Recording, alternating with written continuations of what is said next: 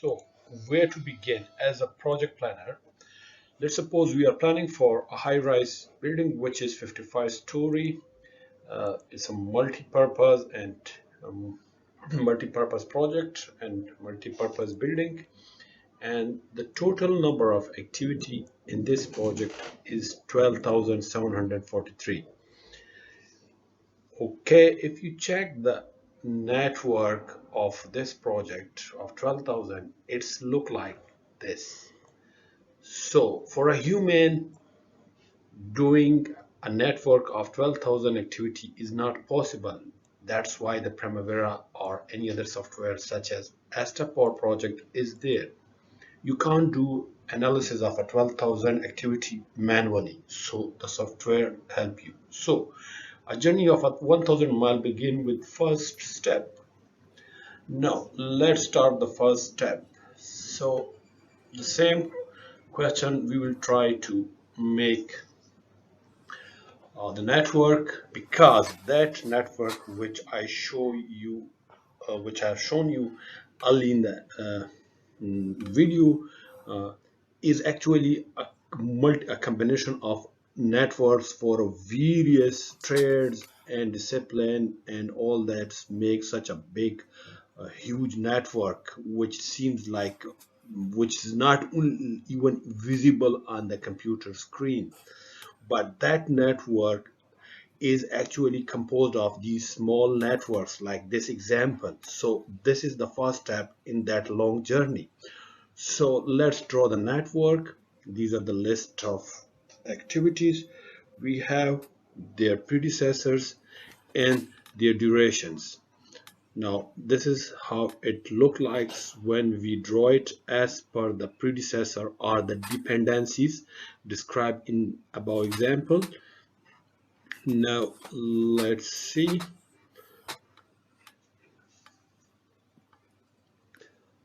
So the network is ready. Now what we will do, we will assign a calendar. We have already solved this through without a calendar, but this time we want to try a calendar so that the concept for the beginner is clear. In this way they get the concept clear for themselves. So let's suppose we start the project on 1st January 2024. So on first day 8 o'clock we start, and on the evenings 4 o'clock we finish. In the same way, the next activity will start on 6th in the morning and finish on 13th as per the duration. In this way we calculate the forward pass and we get 23rd of January, and we assume that the project must finish on 23rd of January, so we just freeze the uh, late finish date to 23rd of January. So the late and early are the same. Now calculating the early, the forward pass and uh, the backward pass, I mean the early and the late dates, as we have done previously.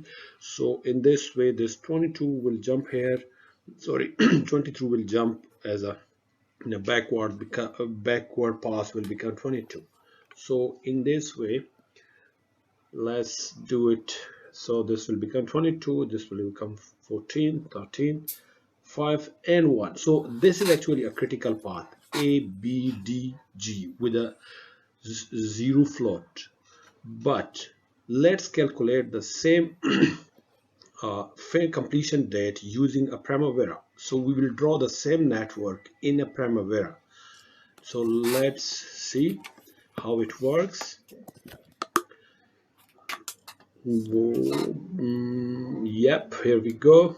So first we'll create a project. Let's suppose a test project, and this is the major point to be noted. It's the must start is 1st of January, and we will we leave the finish completion date. This is our responsible manager will come to this later, and this will come to this as well later. So we created the project. Now we jump to WBS. So we create just a WBS. In this case we do not need a WBS. Let's suppose I call it my first project. So this is a WBS now. Okay, let me change for the layout. So it's a I want to create activity under my first project. Okay, so this is how to create activities. Just click on the plus button on the top right corner and we get activities. All activities are created. Now what we can do is, let me just make it more clear and understandable. I'm looking for a total float. Here I got the total float. So I save my layout. I call this as my first project layout, because in case if I need this, I just open this layout for myself. Now I will add the project, the activity duration as per that example. So these are the duration I am adding. So okay, and G is 1 day. Yeah. So here we go. Now I will run the project. Before going that, let's check the durations. So the duration is just matching, 5, all matching. Now I have to link it. The link is, I will jump to activity B and will assign a predecessor as an example. So the predecessor for B is A. I put already, and I will jump to C. For C, the predecessor is A. So in this way, I will follow that example. So in that way, for E, I have 2 predecessors as per the given example, and for G, I have 3 predecessors. That is D, E, F. D, E, and F. So here we go. Now let's schedule it. The network looks like this. So see, because it's very simple, that's why it's shown like this way.